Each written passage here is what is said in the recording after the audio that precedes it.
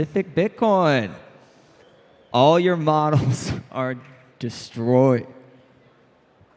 All right.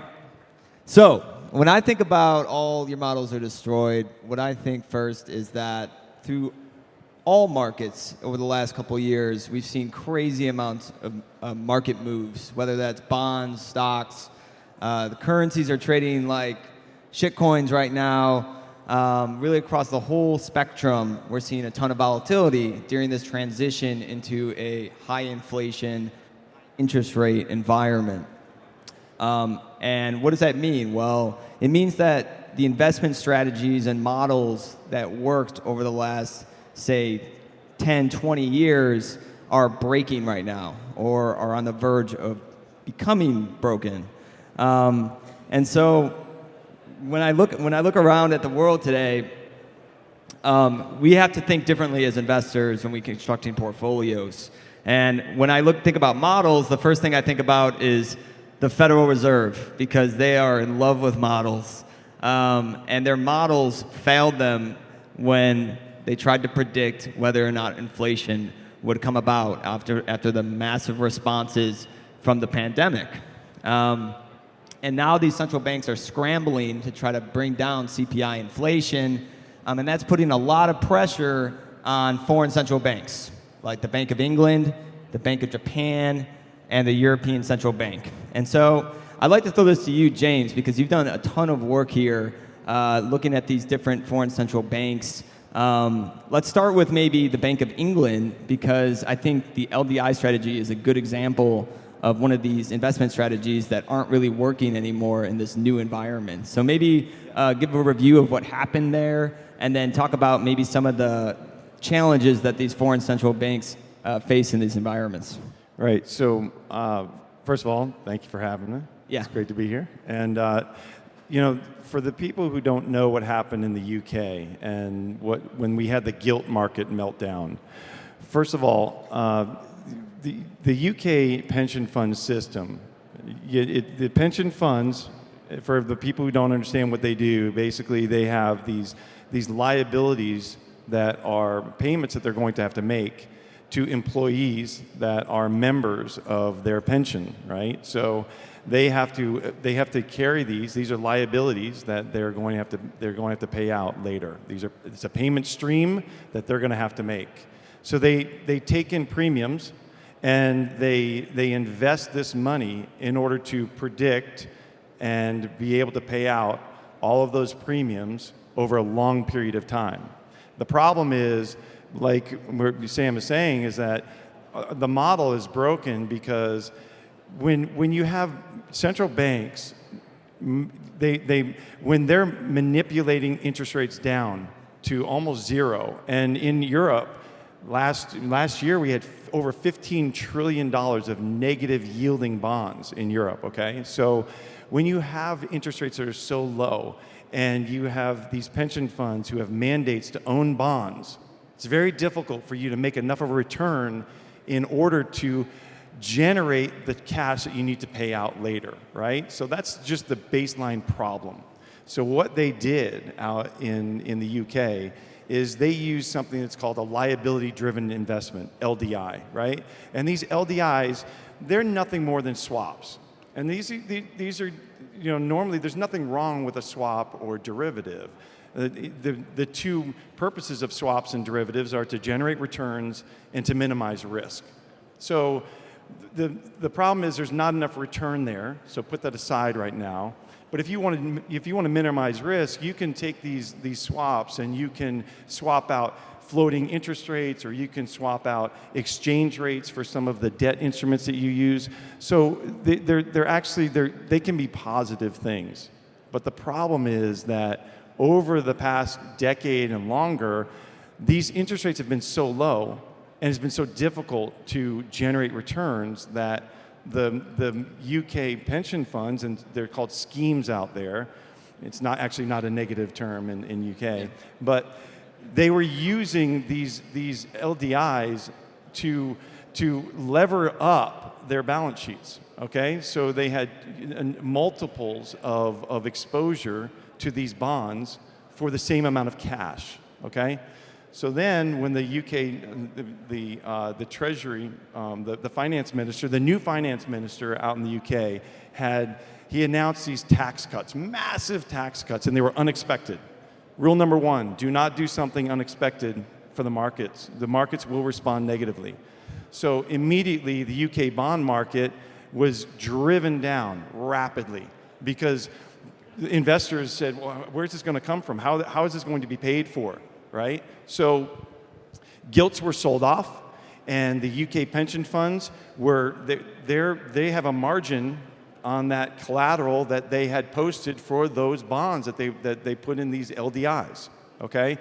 And that went right through their limit, and the UK pension funds raced over to the Bank of England and said, if you don't rescue us and you don't shore up these bonds, we're going to go bankrupt, and our pensions they'll be empty. So the Bank of England had to come in. They tried to increase interest rates, and they struggled given the amount of leverage in the system and the debt that kind of accumulated over this ultra-low interest rate environment over the last, let's just say, since the global financial crisis. And one thing that's different over the last couple of years than the previous, really since the 1970s, is widespread consumer price inflation that's complicating things for these central banks. And also complicating things for bond investors. So sovereign bonds are having the worst year since the 1700s. So not exactly a good time for bondholders here. And so I'll throw this to you, Dylan, man. So one can argue that a lot of these model portfolios that worked over the last 10, 20, 30 years, whether it's the 60-40, risk parity, are no longer going to work in the future. So how should investors think about how to invest in a high inflation environment? How can they diversify their portfolio well? Yeah, so I think it's important to contextualize that for the last 40 years, really going back to 1981, when interest rates were around 20%, you had a regime where stocks and bonds were inversely correlated, right? So as equities, anytime there was an economic downturn, the result would be the Federal Reserve and global central banks would come in and they would lower the cost of capital to ease financial conditions. What this did was it actually, when you lower interest rates, bonds and interest rates are inversely correlated. So the value of your bond portfolio goes up, and as the cost of capital goes down, other assets respond positively, right? Money is cheaper. So anytime equities saw a downturn, bonds saw an uptick. So this risk parity, this is kind of coined by Ray Dalio, a billionaire hedge fund manager, one of the most successful ever, kind of made his career on this trade of stocks and bonds being inversely correlated. And so 2021 happens, the everything bubble, the sovereign debt bubble, global debt levels are higher than they've ever been before, and now this inflation seemingly came out of nowhere, right? So now we have a stock bond correlation crisis, where everyone floods to fixed income or is fully allocated to fixed income, and there's no protection in sovereign bonds. So I think really what we're seeing now is it's a sovereign debt bubble unwind, and even if in nominal terms bonds appreciate again, what's happening is we've already seen the peak of bonds in real purchasing power terms, and I don't think really people fully comprehend the implications there of bonds as fixed income as an asset class, basically offering negative real yields going forward. Yeah, and that's so important to negative real yield, right? And one of the things that shocked me is just the volatility of these bond yields and the movements there, and the Fed, how aggressively they're going around this hiking cycle. And so, Preston, what does that do for the real economy? If I am an entrepreneur or a business trying to plan and model out into the future, how are operators supposed to perform economic calculations and allocate resources effectively in this environment where the money is being manipulated so aggressively and so fast? I think the simple answer is they just build risk premiums into the price of everything to try to offset that risk. But let's pause there. Let's talk about how, when you look at models and you talk about all your models are destroyed, branded by Michael, which is completely 100% accurate. All the models are destroyed because when you talk about at the crux and the keystone of economic calculation, it starts with inflation. And when you manipulate the cost of capital for 40 years, what's happening that's not discussed in the actual economy is what you're doing is you're destroying competition because you're stepping in and you're having market consolidation happen in the quote-unquote free and open market. And what that does is it removes the biodiversity of competition amongst vendors. So let me give you an example. Maybe you had 10 companies that used to supply part widget A, right? So over time, over 40 years of these types of activities, it goes to 7, it goes to 5, it goes to 3. And now one of those 3 vendors gets killed. Now you only have 2. Well, all your models for just-in-time supply chain management that were optimized for Lean Six Sigma or whatever operational metrics you want to use for these super hyper optimized low cost ways to do business and connectivity amongst the world starts to break down. What happens is you don't have 1 or 2% inflation for the things that most people are accustomed to going out and buying, and it starts to creep in, and then that compounds, and then all of a sudden you're not dealing with 1 or 2% inflation in this basket of things that people were telling you to look at. You start seeing 5%, then you see 8%, and then it starts getting to the point where, my God, is it going to be 10 or 20% next year? And so that's how it arrives out of quote-unquote nowhere, is because a lot of the financiers are talking about things, but they're not talking about what's actually happening at the grassroots and at the small business or mid-cap business level with respect to supply chains. So then when you're talking about economic calculation that's being constructed off of this idea of quote-unquote inflation, and you're doing free cash flow, you're doing free cash flows on top of inflation and hurdle rates of inflation, you can see how all your models are destroyed at that point. And that's hard for a lot of people that don't have a degree in economics, maybe aren't actually an operator or managing a large company, to be able to see both sides of this and to see why the bond market, as James described in great detail, is completely unwinding itself. And I don't know that, people talk about the end game. Are we in the end game? I would say maybe we are.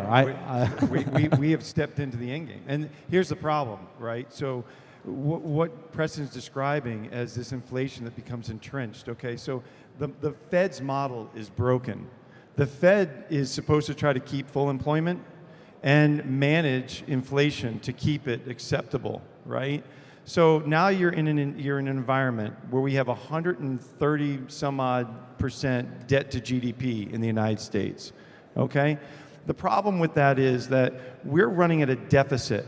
We're running at right now a run rate of $1.1 trillion deficit in the United States, okay? So that means that we have to issue $1 trillion, $1.1 trillion of bonds right now in order to meet that margin.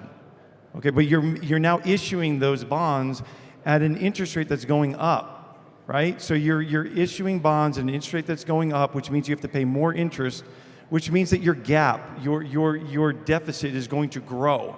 That means that the next year you have to issue more bonds, right? So if you just look at where we are right now, I was speaking with my partner, Larry Lepard, before we came up here, and if you just pro forma out, which means that you just project out what it's going to look like next year, right now we're running $1.1 trillion of a deficit. If you add in $600 billion of tax revenue that we will not receive this year because of the one-time tax haven or tax benefit that we had in 2020 from all that money printing. Well, if you take that and know we have to print that, then or we have to issue debt for that, then that we have $400 billion more of interest expense this year, plus a cost of living adjustment on Social Security and mandate programs, okay, of 150 billion dollars. I mean, you're talking about a gap now that's $2.2 trillion next year. So we have to issue another $2.2 trillion of debt just to meet that. This breaks the Fed's model. They cannot raise rates at the rate that they want to and keep them where they need to bring that inflation down. And so it's a feedback loop that they will just allow inflation to run hot in order to raise GDP nominally, get a larger tax base nominally, and be able to pay down that debt. And when you're talking about it being recursive, going back to this idea of consolidation of enterprise. So as they step into the market to fill that gap by just printing it, they're then feeding that lack of biodiversity among the competition in your free and open market, which just compounds on itself. And so what I think is often not discussed is when you look at the Fed and their actions right now, and any central bank's actions right now, they're trying to suck the demand out of the system. But the thing that nobody's talking about is maybe on the supply side, they're destroying the supply side so fast that it's actually outpacing the demand suffocation that they're trying to do to slow down the economy.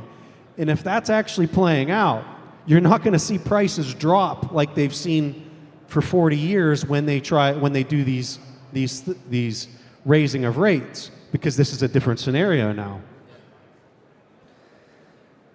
Yeah, so it's interesting too, because since 2007, say, it's become very evident that there's been a distortion between the real economy and markets and asset prices. And if they have to go this route that James talking about, that's only going to get worse. And so you talk about productivity losses and business dynamism that you're kind of referring to.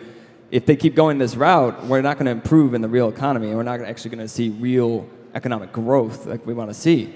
So we got like 5 minutes left, and let's just tie it back to Bitcoin. All right. So there's a cheery side to this. Yeah. Look, all roads lead to Bitcoin. Yes, right? sir. So as we continue down this debt spiral, we don't know how long it will take. I can't predict out how long it'll take. Maybe 1 cycle, 2 cycles, but we're headed down this road. So when the Fed when they go and print to oblivion, okay, that's only going to serve to put more cash into the system, and it's only going to push assets like gold and Bitcoin up, okay? And when the system does finally break, then that path to Bitcoin is secured, and that's the standard that we will be on. And we've talked about this. Yeah, I think it's just quite simple in terms of when you say gold and Bitcoin, and if someone doesn't really have any background, they say like, okay, we're at a Bitcoin conference, we're talking about bonds and inflation and all of this nonsense. What does it have to do with anything? And the reality is, with debt burdens this high, and I'm kind of surprised that so many people in the legacy system, fund managers, or just maybe Fed watchers, haven't really understood this dynamic yet. There's so much debt in the system that the only option is to print. The only option is to continue to monetize this thing. And yeah, they're tightening the belt now, but there is no other option for the Fed, the ECB, the Bank of Japan, the Bank of England, other than to continue to turn on the money spigot. Otherwise, the whole system unwinds to zero. We have a fiat-based system where the debt is the collateral that backs it itself, right? So when we're at a Bitcoin conference, it's my personal opinion and the opinion of these three up here, I believe, that's something that's absolutely scarce with a provable production cost, a verifiable production cost that's perpetually rising as hash rate continues to go higher, could serve as a solution. We have an engineering solution to this problem, and you can hold bonds or you can hold fiat currency and you can get pillaged, or you can opt out to a voluntary system, and this is where we are, right? It's volatile. There will be more 80% drawdowns in the future. Like maybe not, maybe 70 or 50 or whatever. The path is going to be extremely volatile, especially as the fiat system it's so over indebted that these unwinds we're seeing in the real economy, the financial economy, are going to be strong. Yeah, and institutional investors who are entrenched in the old system they're starting to realize that these models are broken. They're starting to see it. There's 60-40 a bond portfolio that you talked about. It's over. I mean that Obliterated. Obliterated. That's right. It's over. So, and that means that they're going to have to find a different way to make money, a different way to generate profit, to save money, to keep money. save Save money. money. That's right. Good, very good clarification. So, yeah. Yeah, no, I think, we try to find historical parallels to what we're experiencing today, just to try to learn about where we might be going. 1940s, Lynn Alden's made a lot of great comparisons there, given the debt levels. 1970s comes to mind. It's the last time we've seen any kind of sustained consumer price inflation. But the fact of the matter is we've never had Bitcoin exist, and like we have today, a decentralized sound money. So how does Bitcoin throw a wrench into everything? Dylan, I think one of the first pieces you wrote, you described it as a black hole, and that's what I think about. So why don't you take it real quick, man? Yeah, so here's a fun stat for you guys. There's been 2 times in the history of U.S. financial markets that stocks and bonds have drawn down to this level in the same year. It's actually, there's only, I think, 2 or 3 years that they've ever both drawn down in tandem. But both of those years, they both drew down 20% plus, and this is one of those years. The years were 1931 and 1969. 2 years after, within 24 months of both of those events, the U.S. defaulted on its debt. And they defaulted, both times, they defaulted on their gold promises. One was FDR, who basically revalued gold higher and they confiscated everyone's gold. The second one was the Nixon shock, where they basically said, nope, global central banks, we're not honoring your promises. This is just paper money now. So here we are in a paper money world. How do they default on the debt?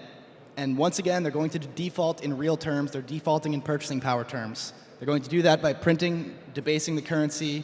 Creditors, bondholders lose their purchasing power. And where's that purchasing power going to go? That's the $100 trillion question. And that's why I'm here. That's right. The Fed's going to run negative real rates forever. Yeah, you can't really model out a Bitcoin white swan event of sovereign wealth fund coming out, announcing a buy, government coming out, announcing a buy. So good luck trying to model out a rise of decentralized money. Look, thank you guys so much for coming up here. Dylan writes great stuff at Bitcoin Magazine Pro.